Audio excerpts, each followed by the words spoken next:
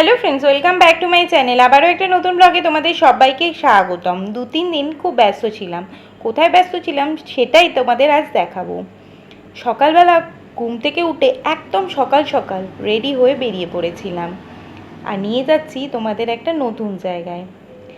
এটা একটা প্রাথমিক স্কুল।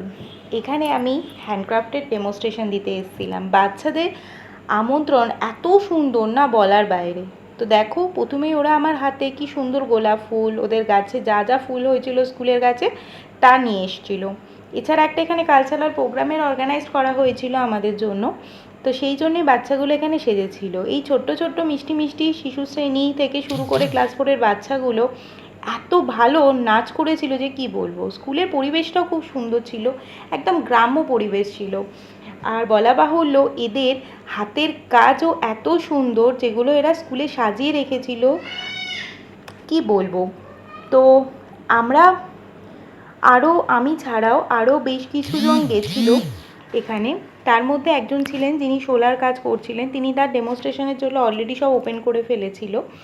আর আমার যা ওপেন করা হয়েছিল সেগুলো আমি পরের ব্লগে তোমাদের সাথে তুলে ধরবো।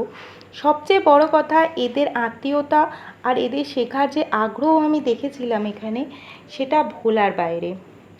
তো এই ছোট ছোট বাচ্চাগুলো কালচারাল প্রোগ্রাম করেছিল, অফিস থেকে লোক এসেছিল, সবটা মিলিয়ে দিনটা খুব ব্যস্ততার সাথে হলেও ভালো কেটেছিল।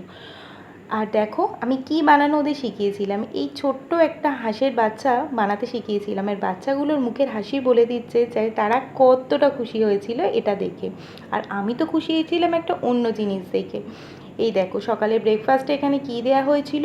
আর জীবনে প্রথমবার আমি বাচ্চাদের সাথে মিড ডে মিল এনজয় করলাম। দেখো, ডিমের ঝোল আর ভাত রান্না হয়েছিল, যদিও কোনো ভিডিও করিনি, তবু একটা ছোট্ট ফটো তুলে রেখেছিলাম তোমাদের জন্য। চলো টাটা, বাই বাই, আবার একটা নতুন ব্লগে তোমাদের সাথে দেখা হচ্ছে।